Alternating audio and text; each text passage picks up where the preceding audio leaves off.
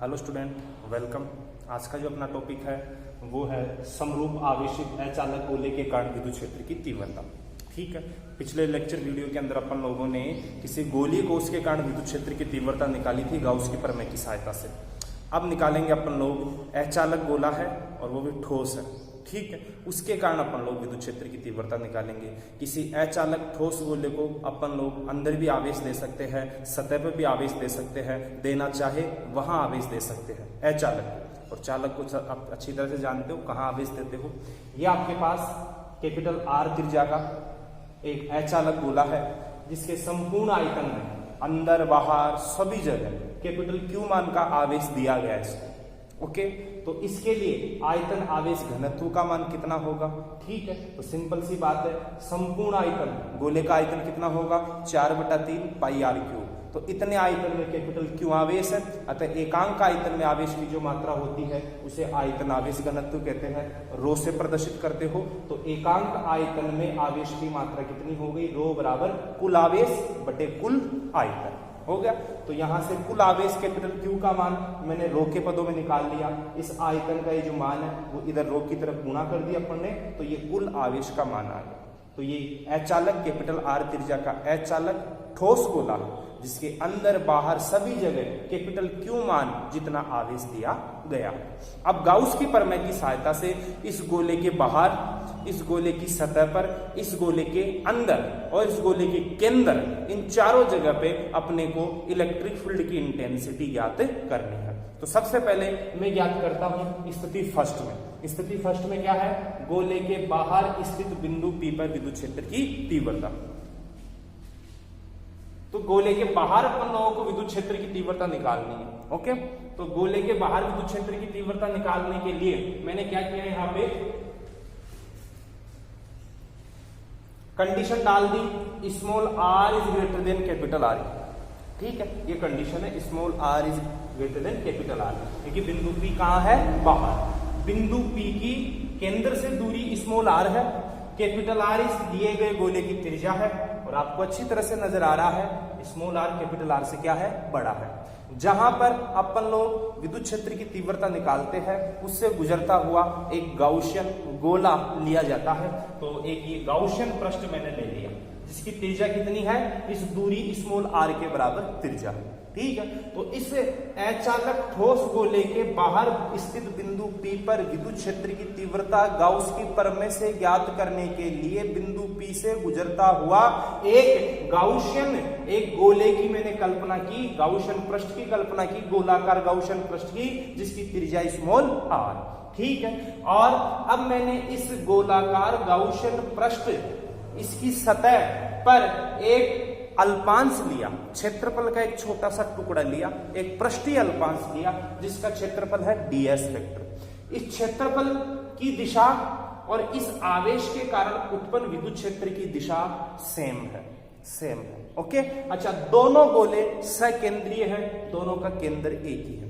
ठीक है, same direction में है। यहाँ पे सबसे पहले अब अपन इस गाउसियन पृष्ठ से रिलेटेड फ्लक्स का मान निकालेंगे। सेम कल वाली कैलकुलेशन ही है, सेम की सेम। ठीक है ना, तो अब इसके लिए इस गाउसियन, ये जो गोला है, ये जो बंद पृष्ठ है, इसके लिए फ्लक्स निकालूंगा दो बार। सबसे पहले गाउस की प्रमेय से फ्लक्स निकालूंगा, गाउस की प्रमेय से। तो गाउस की प्रमेय कहती है कि फ्लक्स बराबर कुल आवेश बटे में एप्सिलॉन नॉट। तो आपको देखना है कि इस बंद आकृति में जिसकी आपने कल्पना की है, उस बंद आकृति में कुल कितना आवेश है। तो ये पूरा का पूरा आवेश गोले का जितने मैंने कैपिटल Q माना था वो का वो आवेश इस बंद आकृति के अंदर अपन ने लिया है। तो कुल आवेश कितना है, capital Q upon epsilon not. तो ये समीकरण नंबर बन गया आप लोगों का एक। गाउस की प्रमेय से फ्लक्स का मान है ये फाई बराबर कुल आवेश बटे में एप्सिलॉन नॉट। अब फ्लक्स की परिभाषा से फ्लक्स कितना होता है, तो फ्लक्स की परिभाषा से अपन अच्छी तरह से जानते हैं कि फाई बराबर कितना, फाई बराबर close integral E vector dot ds vector. Phi बराबर close integral E vector dot ds vector. ये फ्लक्स की परिभाषा से किसी बंद आकृति से गुजरने वाले फ्लक्स का मान है, फॉर्मूला है।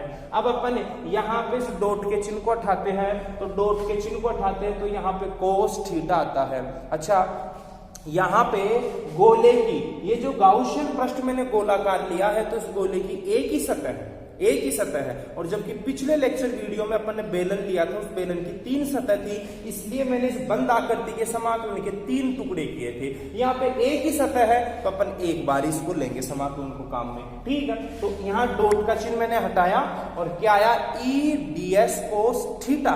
थीटा किसके बीच का कोण है, विद्युत क्षेत्र और सदिश क्षेत्रफल। तो इस बिंदु P पर विद्युत क्षेत्र की दिशा और सदिश क्षेत्रफल की दिशा दोनों एक ही डायरेक्शन में है। ये जो मैंने अल्पांश दिया है, इस अल्पांश के क्षेत्रफल की दिशा इसके लंबवत और यहाँ विद्युत क्षेत्र भी लंबवत, ठीक है, एक ही डायरेक्शन में है दोनों से। तो यहाँ पे सेम डायरेक्शन में होने के कारण मैंने थीटा का मान कितना डिग्री रख दिया, 0 डिग्री रख दिया। और cos 0 की वैल्यू कितनी होती है, 1। अच्छी तरह से आप लोग जानते हो। तो ई वेक्टर, ये ई गाउसियन पृष्ठ अपन जो भी लेते हैं, तो उस गाउसियन पृष्ठ पर विद्युत क्षेत्र की तीव्रता का मान और दिशा सभी जगह सेम होती है। तो विद्युत क्षेत्र इस गाउसियन पृष्ठ पर लंबवत बाहर की ओर, लंबवत बाहर की ओर सभी जगह पे, और मान भी समान है। अतः विद्युत क्षेत्र यहाँ कांस्टेंट है, अतः इसको तो बाहर निकाल लूंगा समाकलन के चिन्ह से। अंदर कौन बच गया, ds, और cos 0 का मान कितना हो गया, 1। तो ये ds बाहर आ गया। ds का समाकलन, तो ds इस गाउसियन बंद पृष्ठ के एक छोटे से टुकड़े का क्षेत्रफल है, मैं उसका समाकलन करूंगा तो पूरे गाउसियन पृष्ठ का क्षेत्रफल आ जाएगा। तो पूरे गाउसियन पृष्ठ का क्षेत्रफल ऐसा आ गया। अब गाउसियन पृष्ठ आपका गोलाकार है जिसकी त्रिज्या है स्मॉल r, तो बताओ गोले का पृष्ठीय क्षेत्रफल कितना होता है, 4 पाई r²। और यहाँ r 2 आ रहे हैं, तो कौन सा r लेना आपको, स्मॉल r, क्योंकि मैंने जो अल्पांश लिया है ना वो गाउसियन पृष्ठ पे लिया है। तो 4 पाई स्मॉल r² हो गया। अब इसको मैंने दे स्मॉल और कैपिटल, तो स्मॉल लेना है, इसको दे दिया मैंने समीकरण 2। समीकरण 2 भी इस गाउसियन गोलाकार पृष्ठ से रिलेटेड फ्लक्स बता रहा है। समीकरण 1 भी इस गाउसियन गोलाकार पृष्ठ से रिलेटेड फ्लक्स बता रहा है। दोनों एक ही चीज का मान दे रहे हैं, अतः दोनों को मैं बराबर कर दूंगा। और बराबर मैंने किया तो बराबर करने से विद्युत क्षेत्र की तीव्रता का मान आया, ये 4 पाई r² नीचे चला गया, तो 1/4 पाई ε0 और ऊपर Q और ये नीचे r² आ गया। तो ये कहाँ आया, ये इस अचालक ठोस गोले के बाहर स्थित आउट का मान, ठीक है, बाहर स्थित विद्युत क्षेत्र की तीव्रता का मान अपन लोगों को मिला आवेश के पदों में। 1/4 पाई ε0 k ही होता ही है, तो kq/r²। यदि यहाँ पे आप लोग आवेश का मान रखना चाहते हो तो इस ठोस गोले का टोटल आवेश कितना था, तो अपन ने शुरू में बताया था, इस ठोस गोले का टोटल आवेश है 4/3 पाई रो कैपिटल R का क्यूब। तो जब आप लोग यहाँ पे इस कैपिटल Q का मान रखोगे ना, कैपिटल Q का, तो देखना 1/4 पाई ε0 ये, और गुणा कैपिटल Q का मान है 4 पाई और रो कैपिटल R का क्यूब और अपॉन 3 और अपॉन स्मॉल r²। तो आप देखोगे 4 पाई से 4 पाई कट जाएगा और 3 नीचे आ जाएगा, ऊपर बचेगा रो कैपिटल R का स्क्वायर, 3ε0 और स्मॉल r का स्क्वायर। तो इस प्रकार से ये विद्युत क्षेत्र की तीव्रता आ गई। अचालक गोले के बाहर स्थित बिंदु P पर विद्युत क्षेत्र की तीव्रता का मान आवेश के पदों में लेना चाहो तो आवेश के पदों में, और रो आयतन आवेश घनत्व के पदों में लेना चाहो तो आयतन आवेश घनत्व के पदों में हो गया ये मान। तो ये कहाँ निकाला अपन लोगों ने विद्युत क्षेत्र की तीव्रता, गोले के बाहर। अब निकालेंगे गोले की सतह पर। स्थिति सेकंड है गोले की सतह पर। तो इस बिंदु P को गोले की सतह पे ले आऊंगा, गोले की सतह पे। तो आप देखोगे कि गोले की सतह पर लाने पर स्मॉल r कैपिटल R के बराबर हो जाता है। स्मॉल r जो है वो कैपिटल R के बराबर। यदि ये बिंदु P इसकी सतह पे आ जाए तो इस कंडीशन में बिंदु P की केंद्र से दूरी और इसकी त्रिज्या ये दोनों बराबर हो जाएंगे। तो इन दोनों को आप बराबर करोगे गोले की सतह पर। स्थिति सेकंड आपकी। तो अपना जो समीकरण था 1 2 इसको दे दिया मैंने 3, इसको समीकरण देना था 4। आप लोग उस समीकरण 3 या उस समीकरण 4 में स्मॉल आर के बराबर क्या रख दो, capital R. Second condition direct बता दी जाती है, ठीक है ना। इसके लिए वैसे गाउसियन प्रश्न की कल्पना करने की जरूरत नहीं है आप लोगों को, डायरेक्ट आप लोग ये मान बताओ। तो आप लोग स्मॉल आर इन दोनों समीकरणों में जहां जहां स्मॉल आर दिख रहा है वहां कैपिटल आर रख दो। तो देखो देखना सतह पे कितना आएगा विद्युत क्षेत्र, तो ई सतह बराबर आ गया 1/4 pi epsilon not capital Q upon यहां स्मॉल आर की जगह कैपिटल आर। तो ये सतह का विद्युत क्षेत्र हो गया। अचालक ठोस गोले की सतह पर विद्युत क्षेत्र का मान यदि रो के पदों में आयतन आवेश घनत्व के पदों में लेना चाहूं तो कितना आएगा सतह पर, तो सतह पर आएगा विद्युत क्षेत्र आप लोगों का कितना, रो कैपिटल आर का क्यूब अपॉन 3 एप्सिलॉन नॉट, और स्मॉल आर की जगह कैपिटल आर रखना आप लोगों को। तो कैपिटल आर स्मॉल आर का क्यूब, तो कैपिटल आर का भी क्या हो गया, क्यूब। कैपिटल आर का भी क्या हो जाएगा, क्यूब। अब कैपिटल आर क्यूब से कैपिटल आर क्यूब तो कैंसिल हो गया। अच्छा एक मिनट बेटा, सॉरी यहाँ पे कैपिटल आर का क्यूब नहीं आएगा, नीचे स्मॉल आर स्क्वायर है तो आर स्क्वायर ही आएगा, गलती से लिख दिया मैंने, ये स्मॉल आर स्क्वायर ही आएगा। तो यहाँ पे भी आप लोग कैपिटल आर का स्क्वायर रखोगे तो ये कट जाएगा, तो ऊपर एक आर बचेगा। तो कितना हो गया मान, सतह पर विद्युत क्षेत्र का आर स्क्वायर कैंसिल करोगे तो ऊपर एक आर बच गया। तो ये सतह का विद्युत क्षेत्र रो के पदों में आ गया, ठीक है। तो इस प्रकार से सेकंड स्थिति को डायरेक्ट आप काम में लेते हो, ठीक है। इस सेकंड स्थिति का मतलब है गोले की सतह पर विद्युत क्षेत्र, इसके लिए स्मॉल आर बराबर कैपिटल आर करना पड़ेगा आप लोगों को। और ये जो समीकरण आप लोगों ने बाहर के लिए, बाहर का विद्युत क्षेत्र ज्ञात करने के लिए जो समीकरण बनाए ना, इन समीकरणों में जहां जहां स्मॉल आर है उसकी जगह आप लोग कैपिटल आर रख दोगे तो आपको स्थिति सेकंड मिल जाएगी, ठीक है बेटा। तो ये हो गई स्थिति सेकंड। और अब इसकी इंपोर्टेंट, आपने देखा स्थिति फर्स्ट और स्थिति सेकंड तो पिछले लेक्चर वीडियो के अकॉर्डिंग ही है। पिछले लेक्चर वीडियो में मैंने गोलीय कोष के लिए निकाला था विद्युत क्षेत्र बाहर और सतह पे, लेकिन पिछले वीडियो में अंदर विद्युत क्षेत्र 0 था क्योंकि अंदर आवेश 0 था। लेकिन अब यहां इस ठोस गोले के अंदर आवेश 0 नहीं है, अतः इसके अंदर विद्युत क्षेत्र 0 नहीं मिलेगा अपने को, समझ रहे हो यहाँ पे। तो यहाँ स्थिति फर्स्ट और सेकंड तो सेम आ रही है, लेकिन जो थर्ड स्थिति है वो यहाँ अलग मिलेगी आपको, उसमें आपको अंदर विद्युत क्षेत्र का मान जरूर मिलेगा। तो देखते हैं तीसरी स्थिति में किस प्रकार से अपन लोग विद्युत क्षेत्र का मान ज्ञात करेंगे, ठीक है। अंदर विद्युत क्षेत्र की तीव्रता निकालने के लिए अपन लोगों ने इस प्रकार से डायग्राम तैयार किया, ठीक है। ये अपना जो मेन गोला था वो है, ये बाहर की जो बाउंड्री है ना, ये मेन गोले की है, जो अपने को गोला दिया गया था अचालक ठोस गोला, उसकी बाउंड्री है और उसका आवेश है कैपिटल क्यू, ठीक है। उसका आवेश कितना है, कैपिटल क्यू, और उस गोले की रेडियस है कैपिटल आर। ये इस मेन गोले की रेडियस है कैपिटल आर, ओके। अब मेरे को बिंदु P अंदर लेके जाना, तो मैंने ये बिंदु P यहां ले लिया, यहां इस गोले के अंदर ले लिया। ये अपना मेन गोला कैपिटल आर त्रिज्या और जिसका आवेश है कैपिटल क्यू, इसके अंदर में बिंदु P को ले गया और यहां मेरे को विद्युत क्षेत्र की तीव्रता निकालनी है। तो अब मैं बिंदु P से गुजरता हुआ गाउसियन पृष्ठ, गाउसियन गोला बनाऊंगा बिंदु P से गुजरता हुआ, क्योंकि बिंदु P ना तो अब सतह पे नहीं है, सतह पे होता तो वही गोला काम में ले लेते अपन लोग उतने ही आवेश का, लेकिन अब ये अंदर आ गया यहाँ पे। तो यहां से गुजरता हुआ मैंने एक दूसरा गाउसियन गोला तैयार किया, डैश डैश डॉट डॉट के रूप में आप लोगों को नजर आ रहा है, जिसकी रेडियस कितनी होगी, उसकी रेडियस उतनी होगी जितनी बिंदु P की सेंटर से दूरी है, केंद्र से दूरी है। तो इस बिंदु P की केंद्र से जितनी दूरी है स्मॉल आर, उतनी ही इस गाउसियन गोले की त्रिज्या होगी, उतनी ही क्या होगी, इस गाउसियन गोले की त्रिज्या। तो ये अपना जो मेन गोला था कैपिटल आर त्रिज्या का, जिसका आवेश था कैपिटल क्यू, उसके कारण अब विद्युत क्षेत्र की तीव्रता हम निकालने जा रहे हैं उसी गोले के अंदर।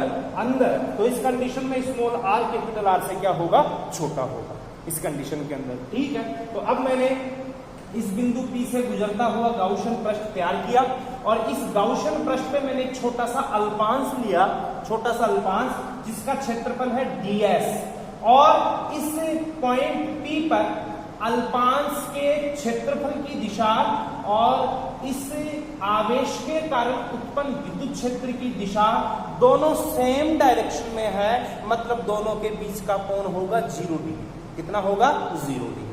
तो ये डायग्राम अपना हो गया इस प्रकार से तैयार। अब यहाँ जो अपने को इंपॉर्टेंट चीज समझनी है, क्योंकि तरीका तो वही है। सबसे पहले इस गाउसियन पृष्ठ के लिए फ्लक्स निकाला जाएगा गाउस की प्रमेय से, फिर उसी गाउसियन पृष्ठ के लिए फ्लक्स निकाला जाएगा फ्लक्स की डेफिनेशन से।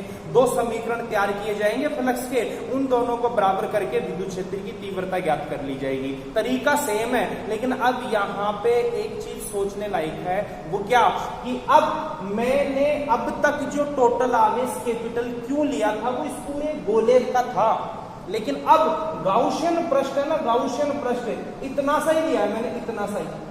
ये आपको नजर आ रहा है ना मेरी अंगुली से, मैं जहां पे अंगुली चला रहा हूं, ये गाउसियन पृष्ठ है। और आपको गाउस की प्रमेय की मैंने शर्त लिखाई थी कि गाउस की प्रमेय का जो फॉर्मूला है कि फ्लक्स फाई बराबर sigma Q upon epsilon not. तो वो सिग्मा क्यू वो टोटल आवेश उस गाउसियन पृष्ठ के अंदर का आवेश होता है, बाहर का आवेश नहीं होता। मतलब आपने जो गाउसियन पृष्ठ काम में लिया है उसके अंदर का आवेश ही उस फॉर्मूले में काम में लिया जाता है, बाहर के आवेश से कोई लेना देना नहीं होता। तो देखो बेटा यहाँ पे ये गाउसियन पृष्ठ है, ये वाला गाउसियन पृष्ठ है। तो अब मैं जो गाउस का फॉर्मूला काम में लूंगा, उस गाउस के फॉर्मूले में टोटल कैपिटल क्यू आवेश काम में नहीं लूंगा। ये जो टोटल कैपिटल क्यू है ना, ये काम में नहीं लूंगा। इसके अंदर कितना आवेश है, ये वाला आवेश, इस गोले के अंदर का आवेश काम में लेना पड़ेगा। तो माना इस गोले के अंदर का आवेश, इस गाउसियन गोले के अंदर का आवेश है क्यू डैश।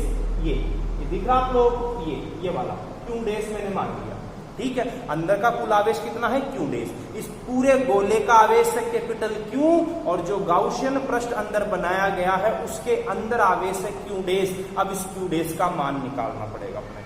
क्या निकालना पड़ेगा? क्यू डैश का मान। तो क्यू डैश का मान निकालने के लिए मैं यहाँ पे एक जाना पहचाना बहुत सिंपल सा नियम लगा देता हूँ। चूंकि वाला नियम जानते हो ना सारे के सारे। चूंकि इनका नियम क्या कि चूंकि इतने आयतन में, क्योंकि आयतन अंदर भरा हुआ आवेश है, तो इतने आयतन में ये जो मेन गोला है उसके इतने आयतन में कितना आवेश है? Capital Q. तो इस गोले का आयतन कितना है बेटा? ये बड़ा गोला है, जो मेन गोला है उसका आयतन हो गया 4/3 pi capital R Q. Capital इसकी त्रिज्या है कैपिटल आर, ठीक है। तो 4/3 पाई कैपिटल आर क्यूब आयतन में आवेश है कैपिटल क्यू। इतने आयतन में आवेश है कैपिटल क्यू। एकांक आयतन में आवेश कितना होगा? तो एकांक आयतन में आवेश मतलब रो, आयतन आवेश घनत्व, रो का मान कितना होगा? तो इस कुल आवेश में कुल आयतन का क्या दे दिया मैंने? भार दे दिया। तो ये आपको रो मिल गया, रो। एकांक आयतन में आवेश की मात्रा आपको रो मिल गई। अब बताओ जो गाउसियन गोला आप लोगों ने बनाया है उस गाउसियन गोले का आयतन कितना है? उस गाउसियन पृष्ठ का आयतन कितना है? जो आपने गाउसियन बंद पृष्ठ की कल्पना की है उसके अंदर का आयतन कितना है? क्योंकि उसके अंदर का ही तो आवेश ही है, तो उसके अंदर का आयतन बताओ कितना है? तो उसके अंदर का ये है आयतन, ये इसके अंदर का है, तो ये भी एक गोला ही है, और गोले का आयतन वही 4/3 पाई आर क्यूब होगा। तो अपने को एकांक आयतन में आवेश की मात्रा पता है।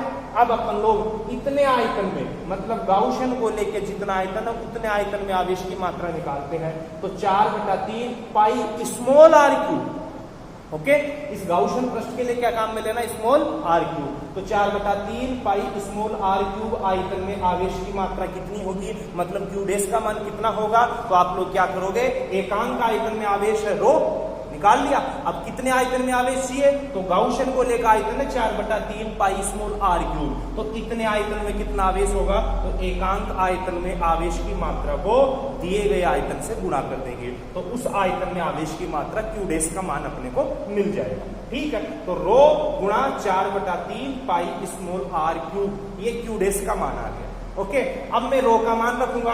रो है एकांक आयतन में आवेश की मात्रा, आयतन आवेश घनत्व है, और रो बराबर कितना है? कुल आवेश कैपिटल क्यू गोले का, और गोले का आयतन कितना है? 4/3 पाई आर क्यूब। तो ये मैंने यहाँ पे मान रखा, इस रो का मान यहाँ पे रखा, और फिर इस गाउसियन गोले का आयतन, और 4/3 पाई से 4/3 पाई तो कैंसिल हो गया। क्या बच गया? Capital Q small R cube और बटे में कैपिटल आर क्यूब। ये किसका मान आ गया? क्यू डैश का। और क्यू डैश क्या है? गाउसियन पृष्ठ के अंदर का कुल आवेश। तो क्यू डैश बराबर कितना आ गया, capital Q small R cube और बटे में कैपिटल आर क्यूब। आ गया नहीं आ गया? तो सबसे पहली कैलकुलेशन अपने को यही करनी है, इसको मैंने समीकरण नंबर 1 नाम दे दिया। ठीक है, सबसे पहली कैलकुलेशन। तो आपको ये समझना है बेटा कि अपन कौन सा आवेश काम में लेंगे यहाँ पे अंदर के लिए। ठीक है, तो टोटल आवेश अपन लोग काम में नहीं लेंगे।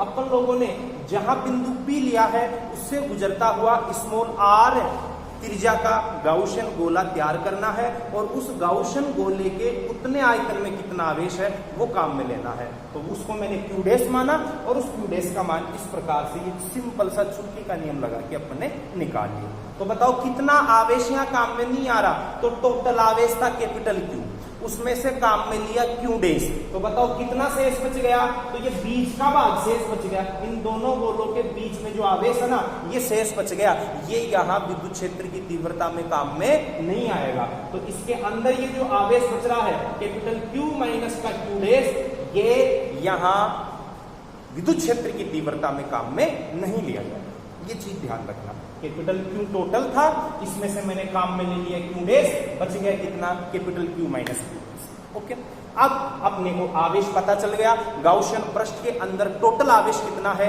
क्यू डैश कितना है, उसका मान अपने सामने आ गया, capital Q small R cube upon capital R cube. अब अपन लोग फ्लक्स की परिभाषा से फ्लक्स निकालेंगे, गाउस की प्रमेय से फ्लक्स निकालेंगे। दो समीकरण अपन लोगों के द्वारा तैयार किए जाएंगे और दोनों समीकरणों को अपन लोग बराबर करके इस अचालक ठोस गोले के अंदर विद्युत क्षेत्र की तीव्रता का फॉर्मूला अपन लोग प्राप्त कर लेंगे। ठीक है, तो अब मैं करता हूं गाउस की प्रमेय से फ्लक्स।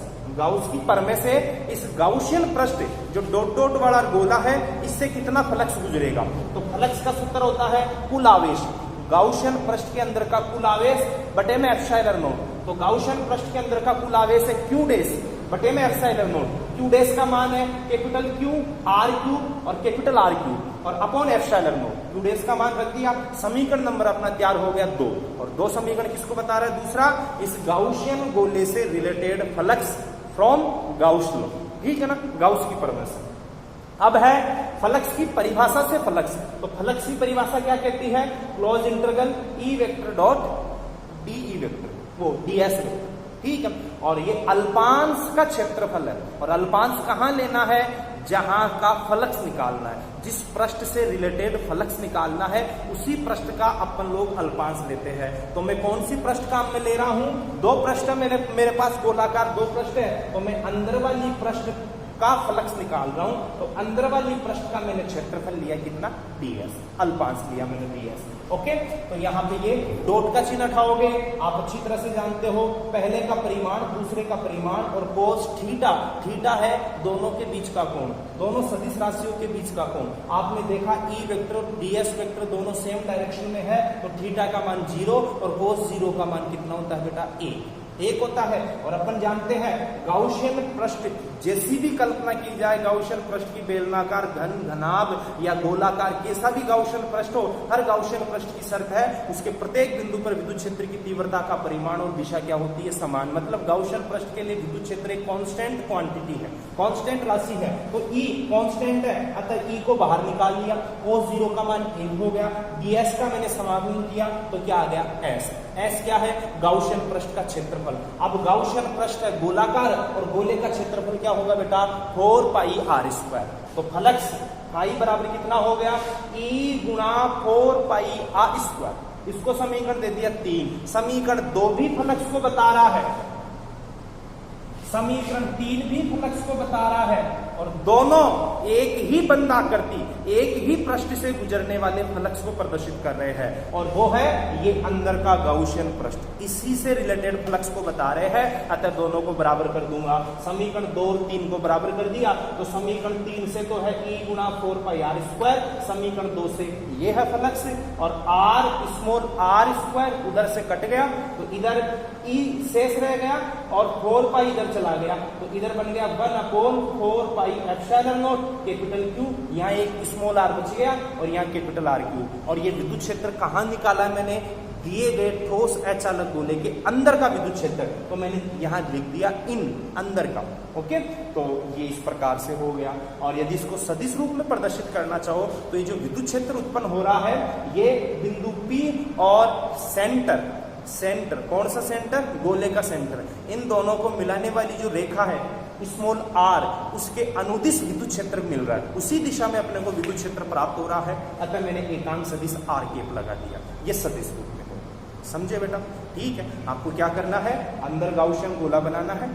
ठीक है, अंदर उस गाउसियन गोले का आवेश निकालना है।